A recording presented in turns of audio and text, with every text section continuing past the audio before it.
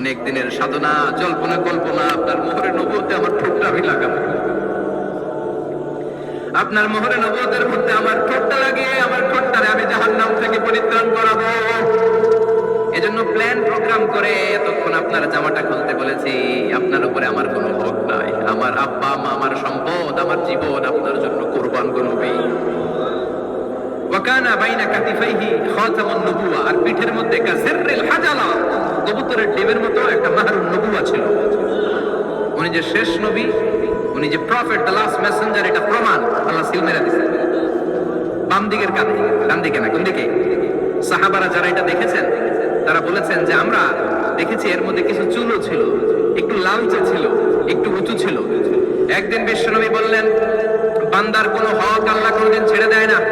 আল্লাহর হক আল্লাহ মাফ করে, বান্দার হকের মাফ নাই। যদিও আমি নবী, আমার উপর যদি কোনো হক থাকে বলো, আমি দিয়ে দেব। কোন সাহাবী দাঁড়ায় না, এক সাহাবী দাঁড়িয়ে বললেন, নবী, যুদ্ধের ময়দানে চাবুক চালানোর সময়, লাঠি চালানোর সময় এক কাফেরকে মারতে যেয়ে আপনার লাঠির বাড়ি আমার পিঠের মধ্যে পড়েছে।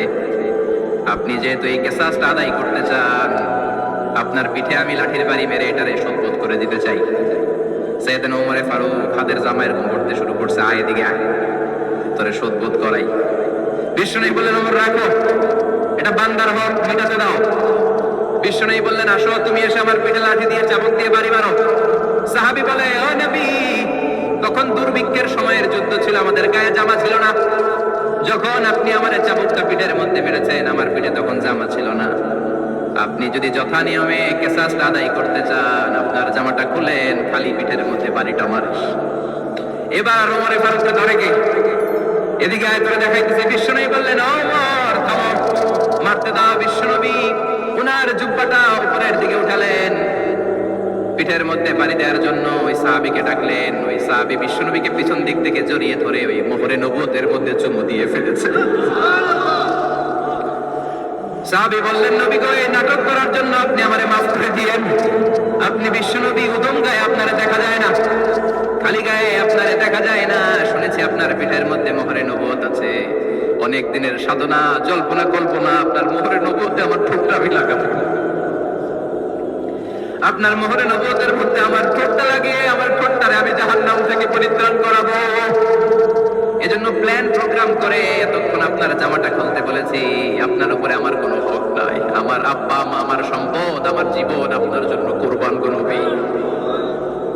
বিশ্বনবীর পিঠে বাম দিকে খাতামুন নবুওয়া ছিল, মাহরে নবুওয়া। কোন বর্ণনা এসেছে উনি এই মাহরে নবুওয়া দিয়ে পিছন দিকে দেখতেন।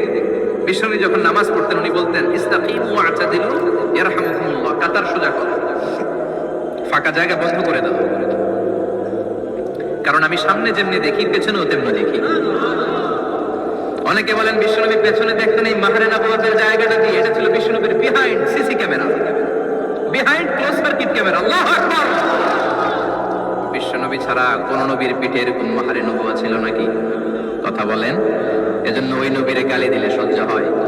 কথা বলেন, সহ্য হয়? আবিয়াদুল ইবতাইন, বগল ছিল শুভ্র সাদা।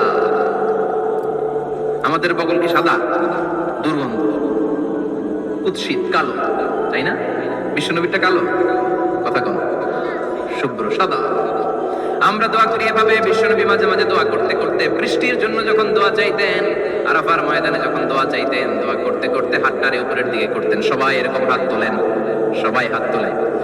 বিশ্বনবী মাঝে মাঝে আবেগের চোটে এইখান থেকে হাতটা এই জায়গায় নিয়ে যেতেন। সুবহানাল্লাহ। বিশ্বনবী যখন হাত আবেগের চোটে উপরের দিকে উঠাতেন, বিশ্বনবীর বগল দেখা যেত। সাহাবারা বলতেন, হাত্তা ইউরা বায়াদু ইবতাইহি, এই সুযোগে আমরা দেখতাম ওনার বগলটা ধবধবে সাদা, কোনো দাগ ছিল না। মুস্তাওয়াল জাবিন, প্রশস্ত ললাট ছিল। আসাম্মুল আন, খাড়া নাক ছিল। বিশ্বনবীর নাক কিন্তু বোচা ছিল না। এরকম চ্যাপটা নাকরে আপনারা কোম্পানিগঞ্জে কি বলেন? চাকমা? কি নাক? হ্যাঁ, বুসা, নাক বুসা বা বোচা। বিশ্বনবীর নাক এই চাকমা স্টাইলে নাক ছিল না, খাড়া ছিল, খাড়া নাক ছিল। সুবহানাল্লাহ। মুফাল্লিজুল আসনান, দাঁতগুলো ছিল পরিপাটি। বিশ্বনবীর দাঁতের দিকে তাকালে বিশ্বনবীর হাসির দিকে তাকালে মনে হতো হাসিতে যেন মুক্তা ঝরে। বিশ্বনবী দেখতে কেমন ছিল আন্দাজ পাচ্ছেন না মোটামুটি? এই চমৎকার দেহটা নিয়ে যখন আয়নার সামনে দাঁড়াতেন, বিশ্বনবী জোস জোস পোজ দিতেন না।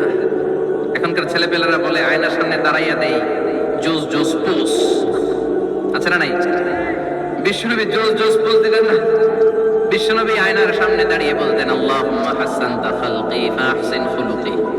ও আল্লাহ, আমার চেহারাটা যেমনি আপনি সুন্দর বানিয়েছেন, আমার হৃদয়টারেও সুন্দর করে দেন। What a attitude, what an attitude! কি অ্যাটিটিউড ছিল না! আমরা আয়নার সামনে সেজে পড়ে দাঁড়ালে চুলকে সাইজ করি, পান করি, স্টাইল করে, ডিজাইন করি। বিশ্বনবী সুন্দর চেহারাটা নিয়ে যখন আয়নার সামনে দাঁড়াতেন, বলতেন, আল্লাহ, আমার চেহারাটা যেমনি সাদা, হৃদয়টারেও সাদা করে দেন। কিছু মানুষ আছে চেহারা সাদা, হৃদয় কালো, আছে না নাই? কিছু মানুষ আছে চেহারাটা কুচকুচে কালো, অন্তরটা সাদা, এমন মানুষও আছে না নাই? বিশ্বনবীর ভেতরও সাদা, বাহিরও সাদা, সুবহানাল্লাহ। আর এই সুন্দর সাদা দেহ নিয়ে আয়নায় দাঁড়িয়ে পড়তেন, আল্লাহ, চেহারা যেমনি সুন্দর, চরিত্রটাও সুন্দর করে দে। এজন্য আয়নার সামনে দাঁড়িয়ে দোয়ার দরকার আছে না নাই? পড়তে রাজি আছেন? মনে থাকবে না মাহফিল শেষ ভুলে যাবেন? মনে থাকবে? আয়নার সামনে আপনি যখন দাঁড়াবেন, আপনার স্ত্রী যখন দাঁড়াবে, আপনার বাচ্চারা যখন দাঁড়াবে, বলে দিবেন, বাবা, আয়নার সামনে দাঁড়ানোর দোয়া পড়ো। অসাধারণ দোয়া।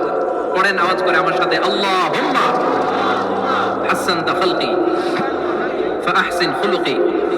আল্লাহুম্মা হাসানতা খালকি ফাহসিন খুলুকি। এর মানে, আল্লাহ, আমার চেহারাটা করেছো সুন্দর, আমার আচরণ, আমার চরিত্রটাও সুন্দর করে দাও। চিৎকার করে পড়ে না আমিন।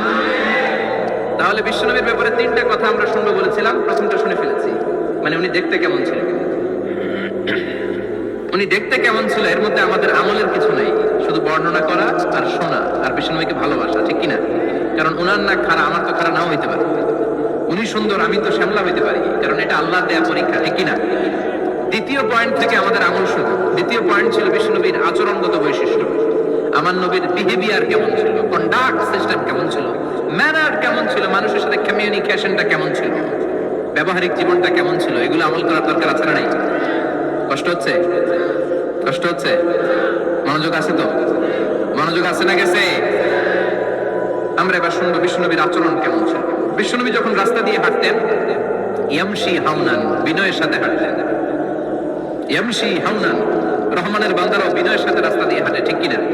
ওয়া ইবাদুর রাহমানিল্লাযীনা ইয়ামশুনা আলাল আরদি হাওনান ওয়া ইযা খাতাবাহুমুল জাহিলুনা ক্বালু সালামা। রহমানের বান্দারা যখন রাস্তা দিয়ে হাঁটে, বিনয়ের সাথে হাঁটে, তারা অহংকার প্রদর্শন করে না, মানুষের সাথে বিনয়ের সাথে রাস্তা দিয়ে হাঁটে। এজন্য রাস্তা দিয়ে যখন হাঁটবো, বিনয়ের সাথে হাঁটবো। রাজি আছেন তো? নাকি অহংকার প্রদর্শন করে হাঁটবেন? বিশেষ করে যুবকেরা, 3-4 জন যুবক একসাথে হলে রাস্তায় ওদের আর কারো হুঁশ জ্ঞান থাকে না। পুরো দুনিয়াটাই মনে হয় দুনিয়াটাই আমার, আছে না নাই? না, মুরব্বীকেও সম্মান করবা, মহিলাদেরকে সম্মান করবা, তোমার জায়গায় তুমি হাঁটবা, ভদ্রভাবে হাঁটবা। ভদ্রভাবে হাঁটার দরকার আছে না নাই? উনি মুরব্বী, একদিন উনিও তোমার মতো যুবক ছিল, ঠিক কিনা? এই যে আমার কালো দাড়ি, আজীবন কালো থাকবে? কথা বলেন। উনার সাদা দাড়ি, ছোটবেলায় মনে সাদা দাড়ি নিয়ে আসছিল না? হ্যাঁ, উনিও একদিন তাগড়া যুবক ছিল। উনিও কোম্পানিগঞ্জ বাজারে দাঁড়ালে লোকজন তাকিয়ে থাকতো, ঠিক কিনা? তার মানে রং ধরা যৌবন জং ধরে শেষ। যৌবন সবসময় থাকে না, সার্টেন একটা পিরিয়ডের জন্য আল্লাহ দিয়েছে। এজন্য যুবক ভাইরা, তোমাদের রক্ত গরম, তোমাদেরকে বিনয়ী হতে হবে বেশি, ঠিক কিনা? রাজি আছে তো সবাই? বিশ্বনবী বিনয়ের সাথে হাঁটতেন। ওয়াকানা ইয়াতাবাসসাম, সবসময় মুচকি হাসতেন। কি করতেন? মুচকি হাসেন তো আপনারা? হাসেন না? মুচকি হাসবেন, কারণ মুচকি হাসতে পয়সা লাগে না। লাগে? মুচকি হাসি দেন তো একটা। এই যে সবার এখন মুচকি হাসি, পয়সা লাগছে? কথা কর। তাবাসসুমুকা ফি ওয়াজহি আখিকা সাদাকা, you smile to your brother, it's a charity. তুমি তোমার ভাইয়ের দিকে তাকিয়ে যে মুচকি হাসবে, এতেও সদকা দেওয়ার সওয়াব হয়ে যাবে। বিশ্বনবী সব সময় মুচকি হাসতেন। হাসি 3 ধরনের, তাবাসসুম, দিহক, কাহকাহা। কাহকাহা মানে অট্ট হাসি, আলিফ লাইলার দত্তরা যেমন হাসি দেয়, ওই হাসি। এটা নামাজের মধ্যে কেউ দিলে নামাজও শেষ, ওযু। আর দিহক, হালকা আওয়াজে হাসি, সামান্য দাঁত দেখা যায় মাঝে মাঝে। বিশ্বনবী মজা করে এরকম হাসি দিতেন। কিন্তু সব সময় বিশ্বনবীর ঠোঁটের মধ্যে মুচকি হাসি লেগেই থাকতো। তাহলে আমরা বিনয়ের সাথে হাঁটবো, নাম্বার 1। নাম্বার 2, সবসময় মুচকি হাসবো। রাজি আছেন? ঘরে যেই স্ত্রীকে একটা মুচকি হাসি দেবে, আজকে রাতেই দিবেন, যেই একটা মুচকি হাসি। রাজি আছেন? হ্যাঁ, ভালোবাসা বাড়াই দিবে কি? কথা কয় না। ভালোবাসার কথা আসলে আওয়াজ কমে যায়। ভালোবাসার কথাও কোরআনে আছে না নাই? আল্লাহু আকবার। আল্লাহ দাম্পত্য জীবনের ভালোবাসা তুমি বাড়িয়ে দাও। ইদাল তাফাতা ইলতাফাতা জামিআন। এই দুই একজন ওঠা বসা করতেছে কেন? ওঠা বসা করা যাবে না, বসেন।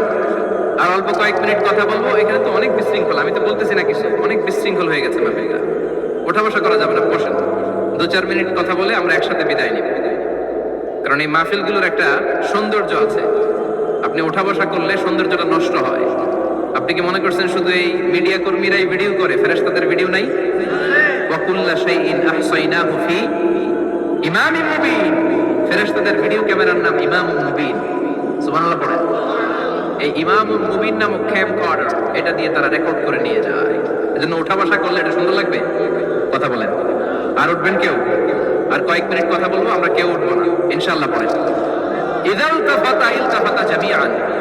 বিশ্বনবীর যদি ডানে বায়ে কোথাও তাকানোর দরকার হতো, উনি আর চোখে তাকাতেন না। অনেকে এইভাবে বসে আছে, ডানে এমনি তাকায়, এমনি আছে না নাই? এইভাবে এমনি তাকায়, আছে না নাই? এভাবে তাকানো যাবে না। বিশ্বনবী ডানে তাকানোর দরকার হলে ইলতাফাতা জামিআন, অ্যাবাউট টার্ন, ঘুরে যেতেন, ঘুরে এইভাবে তাকাতেন। আবার বায়ে তাকানোর দরকার হলে বুকটা নিয়ে, শরীরটা নিয়ে ঘুরে যেতেন, এইভাবে তাকাতেন। সুবহানাল্লাহ পড়বেন না? আর চোখে তাকানো কি ভালো স্বভাব? বিশ্বনবী ইদাল তাফাতা ইলতাফাতা জামিআন, যেদিকে তাকাবেন ওদিকে ফুল্লি মনোনিবেশ করতেন, তারপরে তাকাতেন। সুবহানাল্লাহ পড়েন। ওয়া কানা মুস্তাহিয়ান, লাজুক ছিলেন, বেশ লাজুক। এখন সমাজে লাজুকতা নাই, লাজ শরম আমরা হারাতে বসেছি, ঠিক কিনা? বিশ্বনবী আসাদ্দু হায়াআন মিনাল আযরা ফি খিদরিহা, যেই মেয়েদের বিয়ে হয় নাই, এমন ভার্জিন নারী, কুমারী নারী যারা পর্দার ভেতরে অনেক লাজুক হয়ে বসে থাকে, বিশ্বনবী পর্দার আড়ালে ওই কুমারী নারীদের চাইতেও বেশি লাজুক ছিলেন।